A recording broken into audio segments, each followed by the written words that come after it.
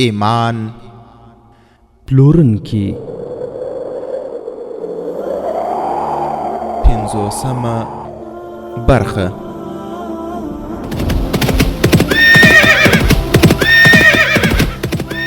د سلطان صلاح الدین ایوبی رحمه الله د دوران رښتینی کیسې.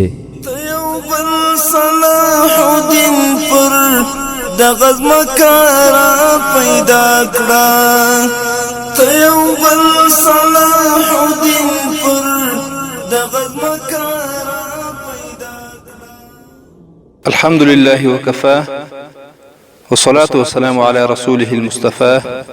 اما بعد. په قاهره کې بغاوت او سلطان ایوبی فلسطین لا د صلیبیانو تر پښو لاندې زګیروي کول، بیت المقدس په صلیب پورې تړاو درلود. له دغه سپېڅلي ښاره لا وینې بهېدلې. د دغو ځایونو مسلمانان چې د صلیبیانو د ظالمانه تیري په شکنجو کې راغلي وو مغلوبېدل او پړتکې یې وهلې او د صلاح الدین ایوبي انتظار یې کاوه.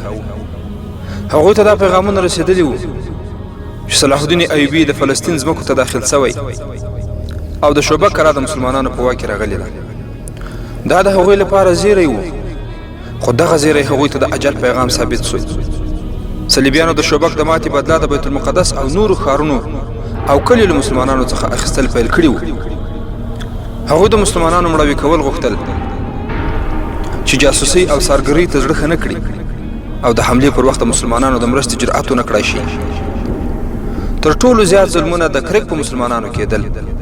تر شوبک وروسته کرک یوه لویه کلا وه چې عیسایانو پرې ویاړ کاوه او همدغسې ویاړ یې په شوبک هم کاوه. خو د هغوی دغه ویاړ د سلطان صلاح الدین ایوبي رحمه الله غوره چالونو او د هغه د مجاهدینو زړورتوب د شګو د زرو په څیر خور ورکړ.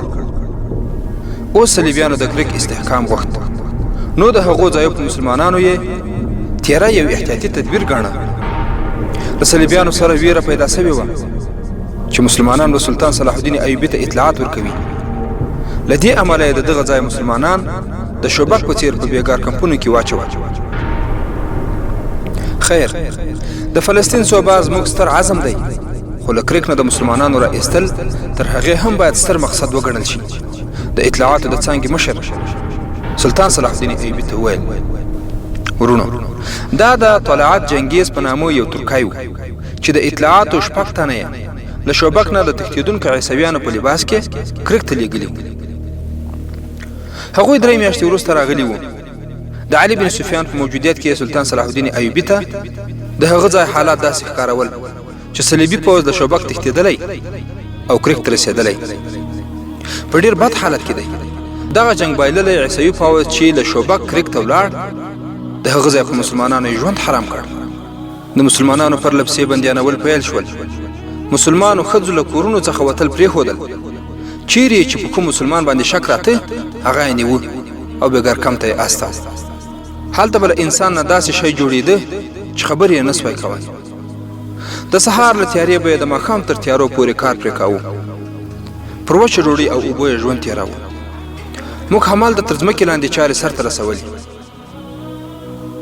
هلته چې څومره مسلمانان او د جګړې وړ دي هغوی له دې ځایه باید وایستل شي او په شوبک کې د پوځ په لیکو کې باید هغوی تنظیم شي تر څو چې د مرستې د رارسېدو نه پرته په کرک باندې حمله وکړای شي.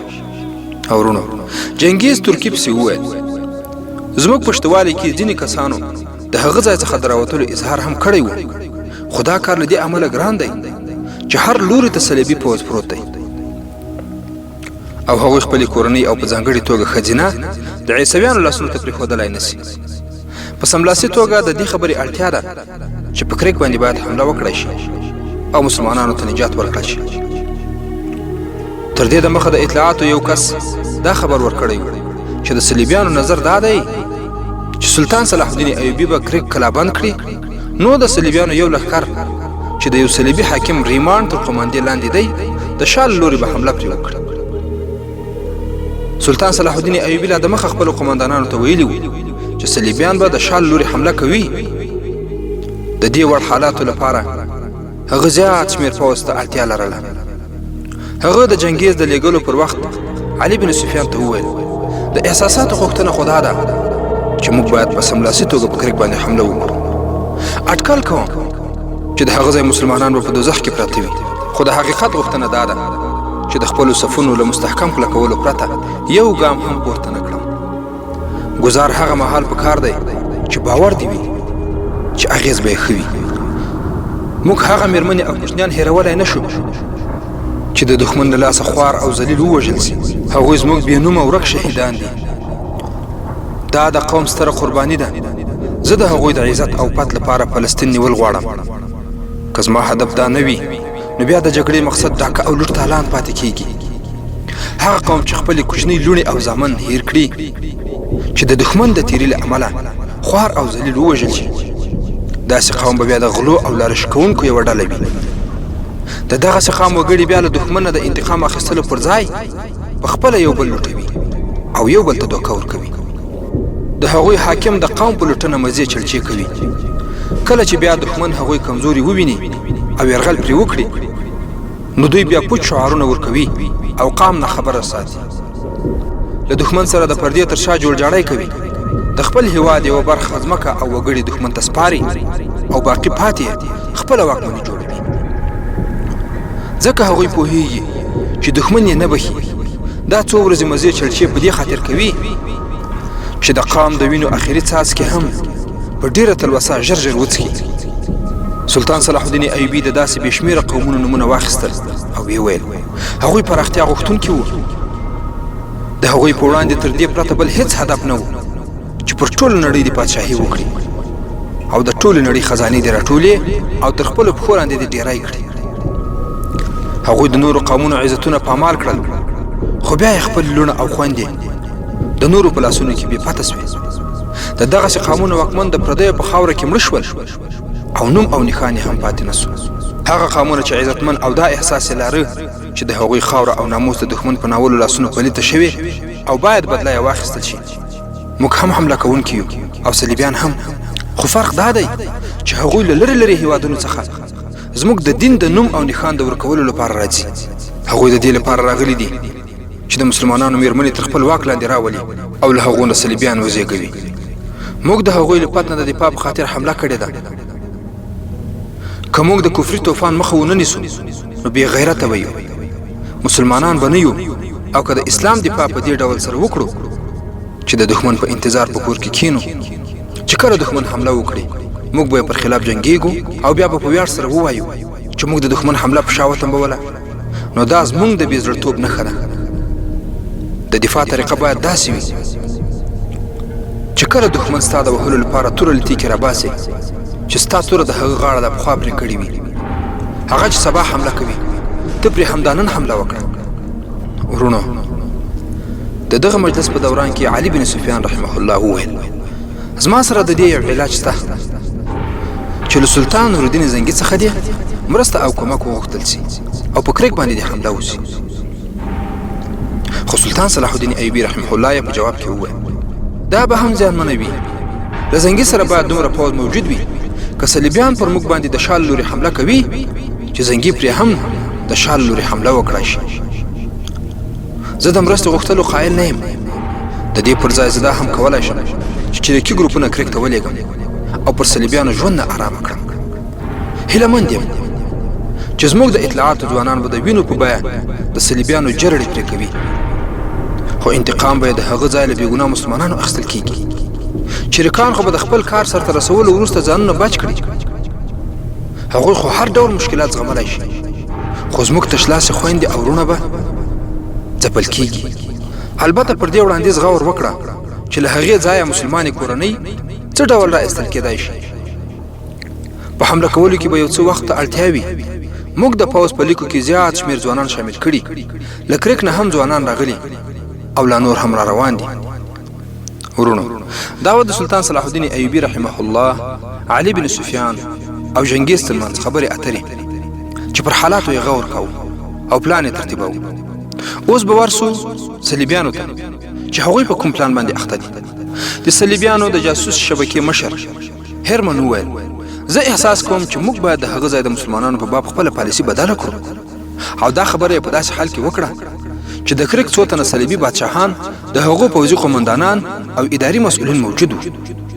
هغوی چې څومره خپل ماتې خوړلي پوځ ته کتل، هغو ته پر خپل عقل غوسه او د انتقام احساس غالبېده.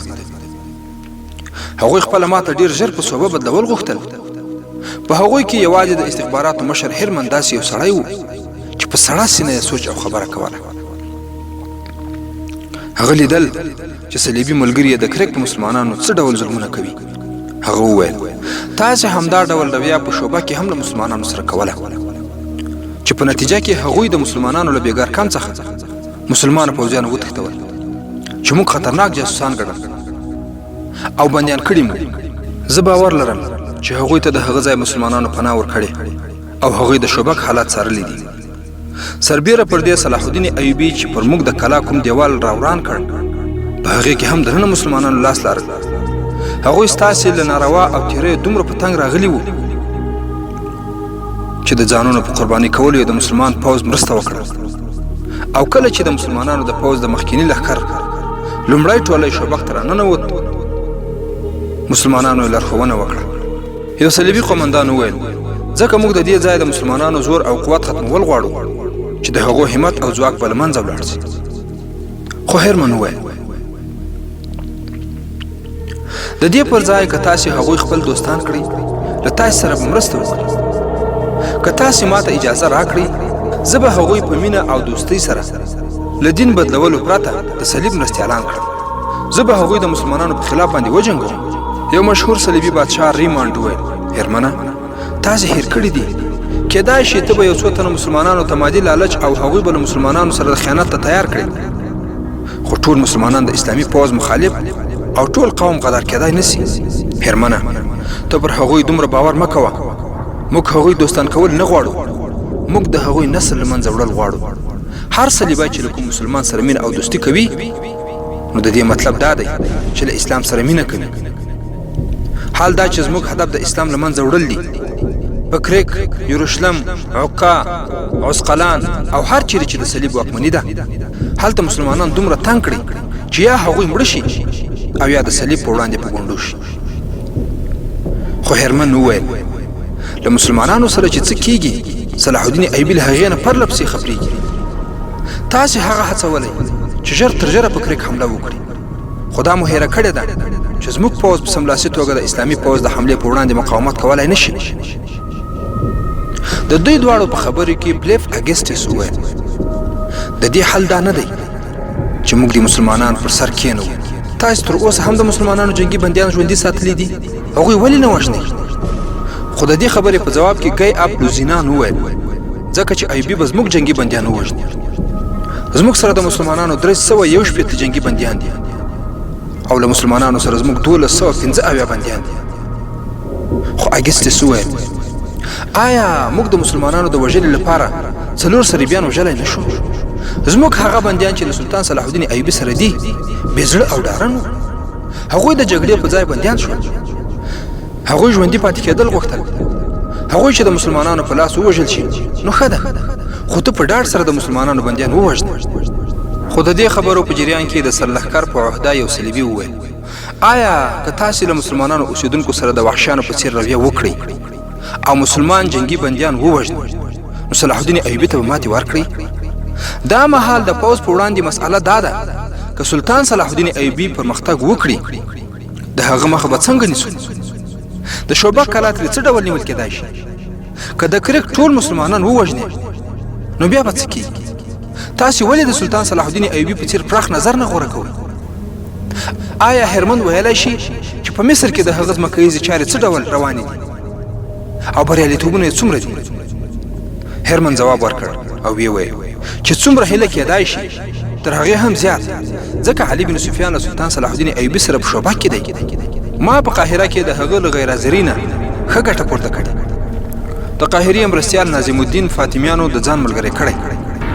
ناظم الدین د سلطان صلاح الدین ایوبي ځانګړی باوري سړی خو اوس موږ په لاس کې دی. فاطمیانو د پردې تر شا خپل خلیفه ټاکلی. هغه په قاهره کې دننه د بغاوت او د سوډانیانو د حملې انتظار باسي. زموږ پوځي افسران په سوډان کې سوډاني پوځ روزي. صلاح الدین ایوبي چې په قاهره کې کوم پوځ پرېښی د هغې 2 تنه مرستیالان قومندانان زموږ په لاسونو کې لوبېږي. له هغې خوا به سوډانیان حمله کوي، په قاهره کې به پاڅون او فاطمیان به د خپل خلافت اعلان کوي. دا خبرې هرمن دوی ته وکړي. خو ریمنډ وویل تاسې دا هېر کړي چې صلاح الدین ایوبي څومره چالاک سړی دی. هغه به په کریک باندې حمله وځنډوي او قاهرې ته به ځان ورسوي. ریمنډ وویل د هغه د پاتې کېدو لپاره ضروري ده چې همدلته یې مصروف وساتو.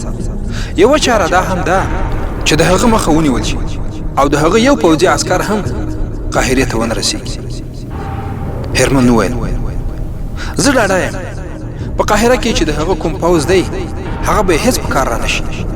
زما سره د هغه ځای په پوځ کې دا شکونه پیدا کړي چې هغوی په قاهره کې د دې لپاره پریښي چې د غنیمت له مال نه بې برخې شي. او دا هم ورته وایي چې ایوبي په شعبه کې په سوونو حسوي نجونې نیولې او په مسلمانانو مجاهدینو یې ویشلي دي.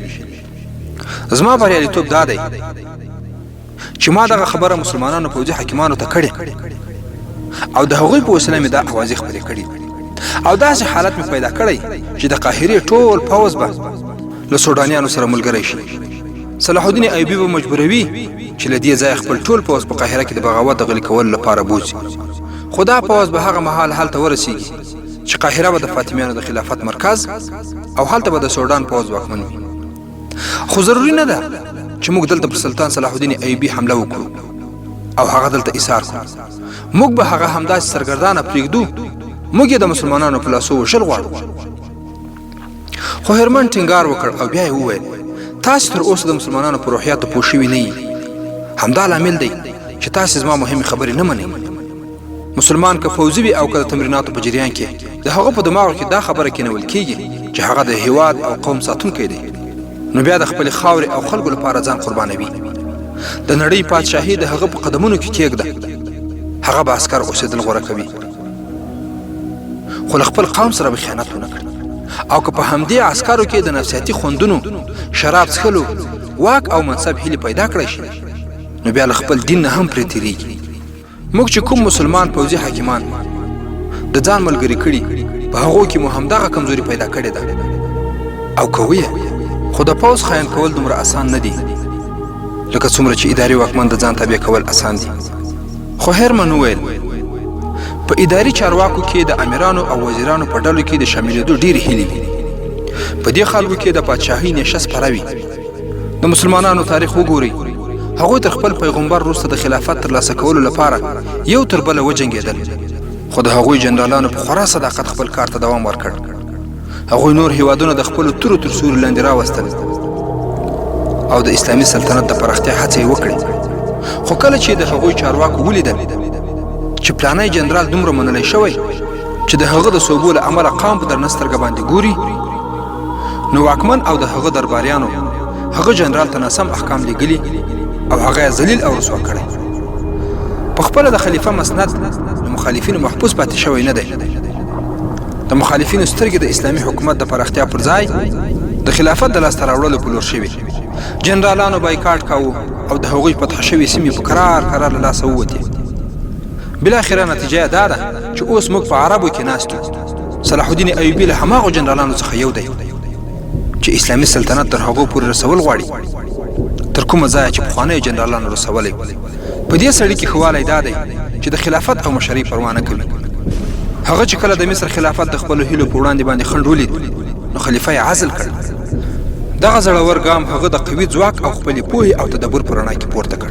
خو وروڼو هرمن خبرې کولې او ټولو صلیبي واکمنو په غور سره اورېدې. هغه پسې وویل صلاح الدین ایوبي د خپل قوم دغه کمزوري پېژندلې چې غیر نظامي قیادت د واکمنۍ هیلهمند وي او دغه هیله داسې ده چې د ښځې، پیسې او له شرابو سره عادت کېدل ترې پیدا کېږي. موږ یوازې هغه پوځیان په خپلو لاسونو کې اخیستی شو چې د اقتدار غوښتونکي وي. له دې امله موږ زیات کوښښ په همداسې خلکو باندې کوو. د پوځ د کمزوري کولو لاره دا ده چې هغوی د خلکو په نظر کې رسوا کړای شي. دا زما کار دی چې کوم یې. تاسې ښایي زما خبرې تایید نه کړي خو زه یې تاسې ته ویل غواړم چې تاسې صلاح الدین ایوبي ته د جګړې په ډګر کې په اسانۍ سره ماتې ورکولی نه شي. هغه یوازې د جګړې لپاره نه جنګېږي. د هغه د عزم او تصمیم بنسټ د یو داسې پروګرام په لور دی چې د هغه ټول پوځ پرې پوهېږي. د هغه بنسټیز غوروالی دا دی چې له خلیفه یا غیر نظامی قیادت نه اوامر نه اخلي. هغه کوټلی مسلمان دی. هغه وایي چې د قرآن په احکامو باندې عمل کوم. زما چې کوم جاسوسان په بغداد کې دي هغوی خبر را استولی چې ایوبي نورالدین زنګي هم د ځان ملګری کړی او له دې ځایه انقلابي وړاندیزونه ورستولي پر کومو چې عمل کول پیل سوي. یو یې دا چې امیر العلما فتوا ورکړې چې خلافت به یو او هغه به د بغداد خلافت وي. دغه خلافت به د نورو هیوادونو په باب د احکامو نافذولو او د روغې جوړې د خبرو اترو منظوري لومړی له نظامي قیادت نه اخلي او چارې به د پوځي حکیمانو په لاسونو کې وي. خلیفه به د لرې پرتو سیمو جنرالانو ته کوم فرمان لېږلی نه شي. او دریم دا چې د خلیفه نوم به په خطبه کې نه اخیستل کېږي او د خلافت د اغېز ختمولو لپاره ایوبي احکام صادر کړي چې خلیفه او یا د هغه نایب او یا د کومې سیمې حاکم چې کله په دوره باندې بهر ته ځي نو خلکو ته به په لارو کې د درېدلو، نارو وهلو او سلام کولو اجازه نه وي. او ورونو تاسو څه فکر کوئ؟ صلیبیانو چې کوم بغاوتونه په مصر کې راپورته کړي دي او هلته صلاح الدین ایوبي او علي بن سفیان شتون نه لري، آیا د دې بغاوتونو به بریالیتوب ته ورسیږي؟ او څه فکر کوئ چې سلطان صلاح الدین ایوبي رحمه الله به په دغو ترنګلو او حساسو حالاتو کې کوم پلان نیسي؟ دې او دې ته ورته پوښتنو ځواب به پر روانه برخه کې واورئ ان شاء الله تعالی. د 50مې برخې پای.